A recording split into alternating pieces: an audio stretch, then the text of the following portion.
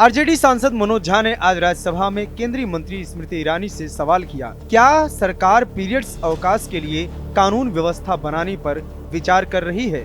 स्मृति ईरानी ने इसका जवाब दिया। उन्होंने कहा कि यह देखते हुए कि आज महिलाएं अधिक से अधिक आर्थिक अवसरों का विकल्प चुन रही हैं, मैं इस पर सिर्फ अपना व्यक्तिगत विचार रखूंगी।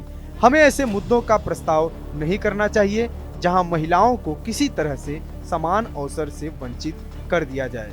Menstruation and a menstrual cycle is not a handicap, neither it's a natural part of a woman's life journey.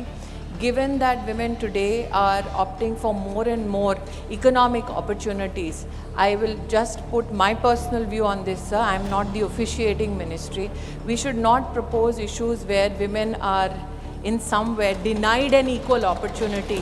Manoj Jha ने अपने सवाल में यह भी कहा कि 1992-93 में लालू यादव के नेतृत्व में बिहार ऐसा पहला राज्य बना जहां पीरियड्स के लिए छुट्टी दी जाती थी। जवाब में ईरानी ने कहा कि मैं खुद महिला हूं, इसलिए मैं कहना चाहती हूं कि पीरियड्स कोई बाधा नहीं है, यह एक महिला की जीवन यात्रा का स्वाभाविक हिस्सा है। मनोज झा ने स्मृति ईरानी से सैनिटरी नैपकिन पर भी सवाल पूछा। उन्होंने कहा कि क्या वो सैनिटरी नैपकिन में हानिकारक केमिकल के इस्तेमाल को रोकने के लिए कोई कदम उठाने पर विचार कर रही हैं। इसका जवाब देते हुए स्मृति ईरानी ने कहा कि यह सवाल मैन्युफैक्चरिंग से जुड़ा है, जो महिला एवं बाल विकास मंत्रालय के दायरे में नहीं आता। सरकार की ओर से उपलब्ध कराए गए सैनिटरी पैड के लिए ऐसी कोई शिकायत भी नहीं आई।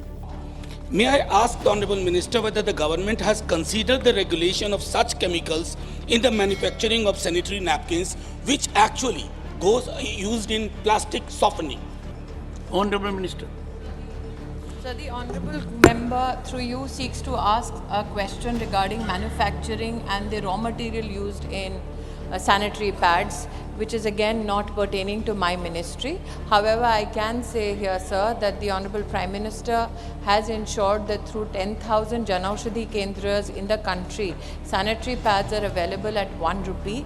स्मृति ईरानी ने पीरियड्स हाइजीन को जरूरी बताया। उन्होंने स्वास्थ्य और परिवार कल्याण मंत्रालय की तरफ से राष्ट्रीय स्तर पर तैयार किए गए एक ड्राफ्ट का जिक्र किया।